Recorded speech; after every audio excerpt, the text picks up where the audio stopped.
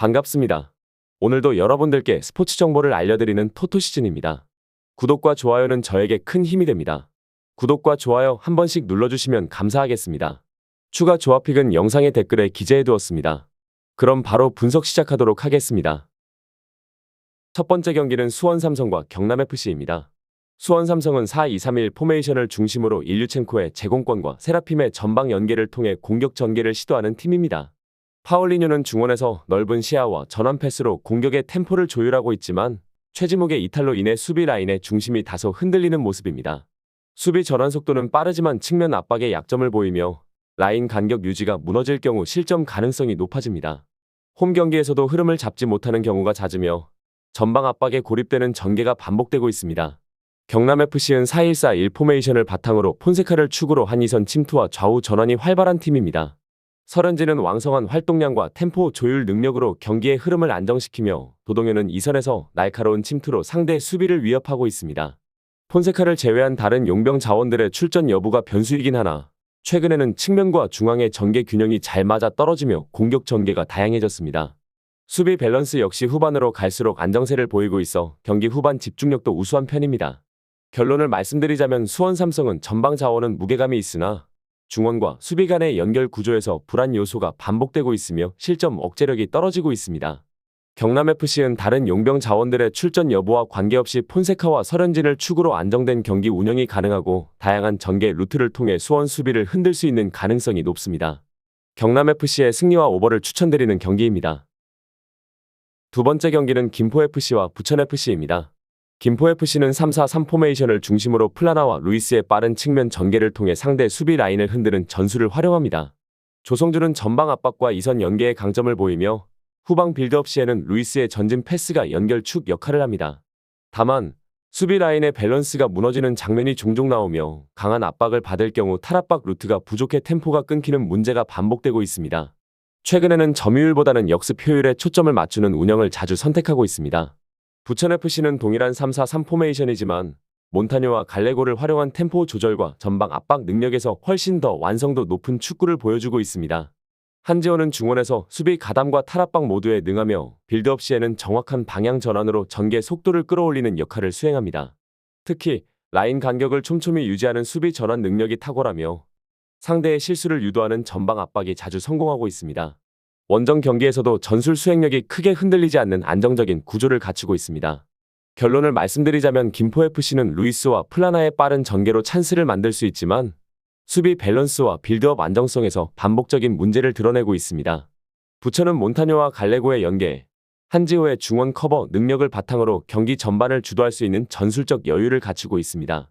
전체적인 흐름과 구성상 부천이 안정적인 경기력으로 승리를 가져갈 가능성이 높습니다.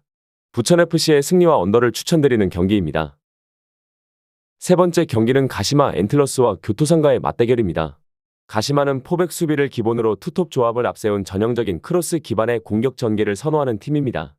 측면에서 빠르게 공을 배급해 크로스를 올리고 이를 차브리치와 레오 세아라가 마무리하는 형태가 자주 등장합니다. 차브리치는 제공권과 연계 플레이의 강점을 보이며 레오 세아라는 박스 안에서의 위치 선정과 결정력이 매우 위협적입니다. 여기에 스즈키가 왕성한 활동량으로 중원과 전방 사이를 유기적으로 연결해주는 역할을 하며 세트피스 상황에서는 큰 무기가 되기도 합니다. 다만 최근 주중 일정을 병행하면서 경기 내내 강한 템포를 유지하기엔 부담이 있으며 수비 진영에서 특히 측면 커버 능력이 불안정하다는 점은 약점으로 남아있습니다. 반면 교토상가는 4-3-3 포메이션을 기반으로 한 3톱 전개를 통해 속도가 믿는 공격을 시도하는 팀입니다. 공격 전환 시에는 과감하게 전방을 노리는 패턴이 많고 하라는 중거리 슈팅과 볼 전개에서 확실한 장점을 지닌 선수입니다. 엘리아스는 넓은 활동 반경으로 공격의 활기를 불어넣지만 결정력에 기복이 심하고 페널티 박스 근처에서의 마무리는 일관성이 떨어집니다. 주앙 페드루는 주로 중앙으로 치고 들어가는 성향이 강해 좌우 균형이 부족한 공격 흐름을 만들기도 합니다.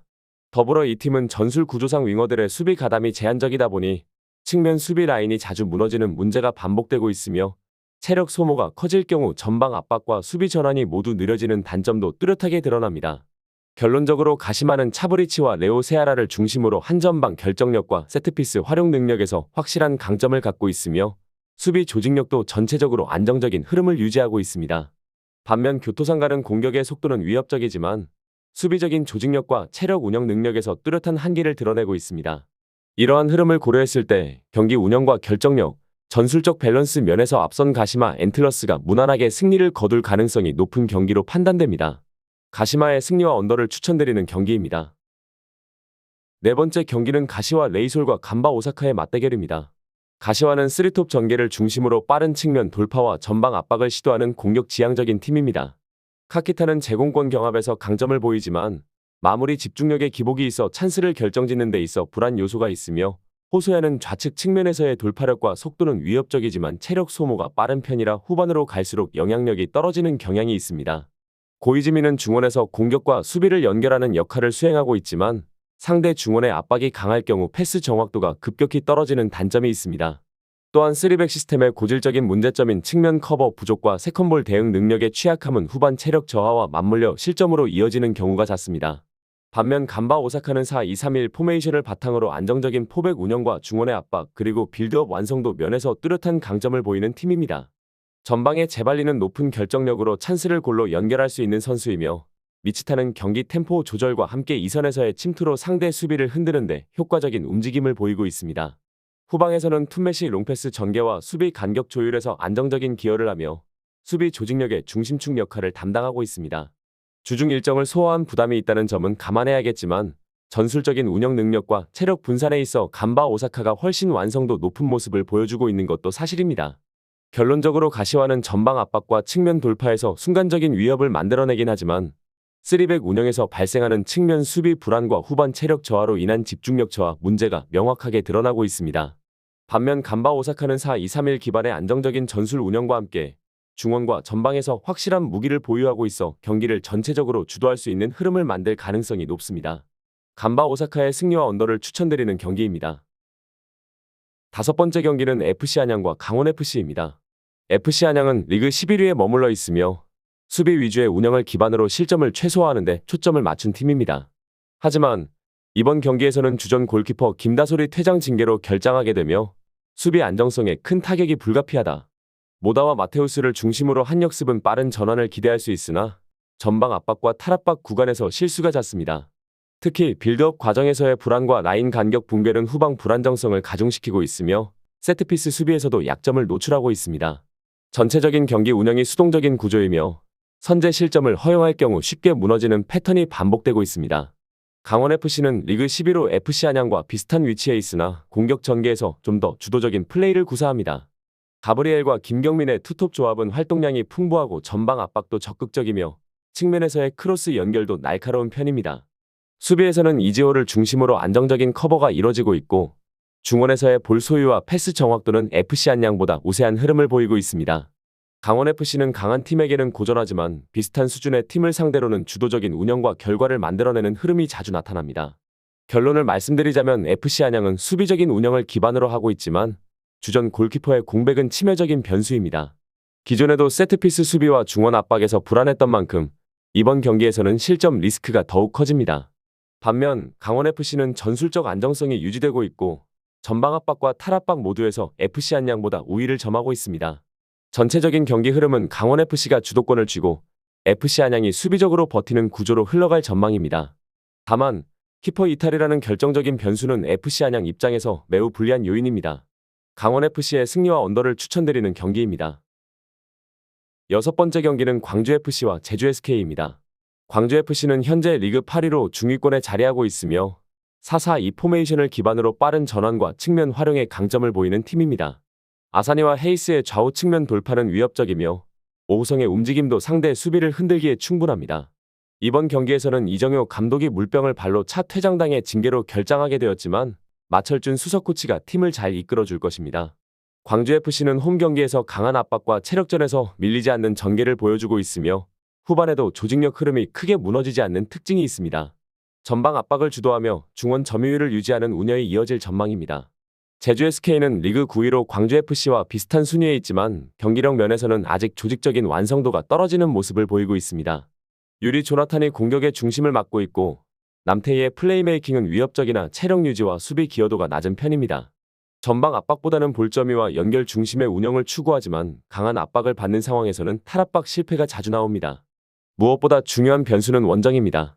제주 SK의 경우 원정 경기를 떠날 때마다 서귀포 클럽하우스에서 제주 공항까지 이동하고 다시 비행기로 이동해야 하는 장거리 코스가 굉장히 부담스러우기 때문에 특히 원정 경기마다 어려움을 겪고 있습니다. 이동 피로 누적은 체력적인 리스크로 작용하며 후반 집중력 저하로 이어질 가능성이 큽니다. 결론을 말씀드리자면 광주FC는 감독이 벤치에 없지만 이미 마철준 수석 코치를 중심으로 체계가 잘 잡혀있는 상태입니다. 아사니와 헤이스의 측면 돌파는 제주 SK 수비에 큰 부담을 줄 것이며 조직력 면에서 안정감을 보여줄 가능성이 높습니다. 반면 제주 SK는 공격진 개인 기량은 뛰어나지만 원정 이동 피로와 수비 전환 속도 문제로 인해 실점 리스크가 큽니다. 전체적인 흐름은 광주FC의 체력 우위와 공간 창출 능력이 중심이 될 것으로 보입니다. 광주FC의 승리를 추천드리는 경기입니다. 7번째 경기는 충남 아산과 충북 청주의 맞대결입니다. 충남 아산은 4-1-4-1 포메이션을 기반으로 공격을 전개하는 팀으로 데니송의 돌파와 손준호의 중원 배급이 전술의 중심을 이루고 있습니다. 강민규가 중원에서 활동량을 책임지며 전방과 후방의 연결고리 역할을 수행하지만 전체적인 득점 루트가 단조롭고 공격 마무리의 완성도가 떨어지는 편입니다. 수비 시에는 수비 라인을 내려두고 대응하는 전술을 사용하지만 공간 커버에 실패할 경우 박스 안에서의 혼전 상황에 취약해 실점으로 이어지는 경우가 자주 발생합니다. 특히 측면 수비의 압박 대응력이 떨어져 상대의 크로스 공격을 효과적으로 막아내지 못하는 장면이 반복되고 있습니다. 반면 충북 청주는 4-4-2 포메이션을 기반으로 산투스와 비토르의 전방 투톱을 활용한 직선적인 공격 전개가 강점입니다.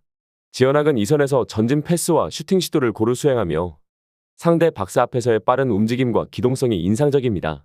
수비 시에는 수비 라인을 낮추는 대신 미드필더들의 활동량을 앞세워 중원을 장악하고 있으며 역습으로 전환되는 속도 또한 빠른 편입니다. 전반적인 밸런스가 안정되어 있고 아산보다 공격에서의 다이내믹함과 결정력에서 한층 더 우위를 점하고 있습니다. 결론을 말씀드리자면 충남 아산은 전체적으로 전개 템포가 느리고 수비 시 측면 커버 범위가 좁아 상대의 빠른 직선 공격에 흔들리는 장면이 자주 연출됩니다. 반면 충북 청주는 산투스와 비토르의 투톱을 중심으로 빠른 역습과 이선 침투가 자연스럽게 연결되고 있으며 전체적인 공격 효율이 뚜렷한 팀입니다. 공격 밸런스와 수비 집중력 면에서 분명한 우위를 점하고 있는 충북 청주가 경기의 흐름을 주도할 가능성이 높아 보입니다. 충북 청주의 승리와 언더를 추천드리는 경기입니다. 마지막 경기는 성남FC와 안산그리너스의 맞대결입니다. 성남FC는 4-4-2 포메이션을 바탕으로 후이즈와 김정환 투톱의 침투 플레이 그리고 김범수의 중원 조율을 중심으로 빠르고 간결한 공격 전개를 펼치는 팀입니다. 박수빈의 징계 결장은 측면 수비 밸런스에 다소 영향을 줄 수 있으나 전체적인 라인 간격 유지와 커버 범위는 여전히 안정적인 편입니다. 전경준 감독 특유의 촘촘한 압박과 빠른 템포의 간결한 패스는 특히 하위권 팀을 상대로 효과적인 모습을 보여주고 있으며 홈에서는 실점 억제력 또한 매우 안정적인 흐름을 유지하고 있습니다. 상대 수비가 흔들릴 경우 이를 놓치지 않고 강한 압박으로 경기를 주도하는 운영 능력은 이 팀의 가장 큰 강점 중 하나입니다. 반면 안산그리너스는 4-1-4-1 포메이션을 바탕으로 루안 산토스와 사라이바의 개인 기량에 많이 의존하는 공격 스타일을 보이고 있습니다. 중원 전개는 다소 느슨한 편이며 점유율보다는 역습 중심의 운영에 초점이 맞춰져 있습니다.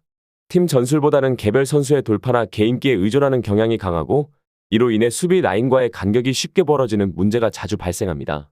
수비 전환 시 뒷공간 커버 능력이 떨어지고 후반전 집중력이 낮아 실점으로 흐름을 놓치는 패턴이 여러 경기에서 반복되고 있습니다. 결론을 말씀드리자면 성남FC는 후이즈와 김정환을 중심으로 한 날카로운 공격 전개와 중원과 수비 간 간격 유지 능력이 뛰어난 팀입니다.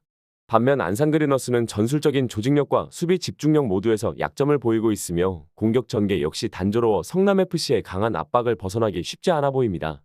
조직력, 감독의 전략, 흐름의 안정성까지 고려했을 때 성남FC가 홈에서 경기를 지배할 가능성이 높습니다. 성남FC의 승리와 언더를 추천드리는 경기입니다. 추가적인 조합을 원하신다면 구독과 좋아요를 눌러주시면 감사하겠습니다. 성공적인 수익에는 종종 운 이상의 것이 필요합니다. 정보에 입각한 성공적인 노림수가 필요합니다. 용어도 어렵고 혼자 쩔쩔매고 있었다면 지금 전문가의 도움을 받아보세요.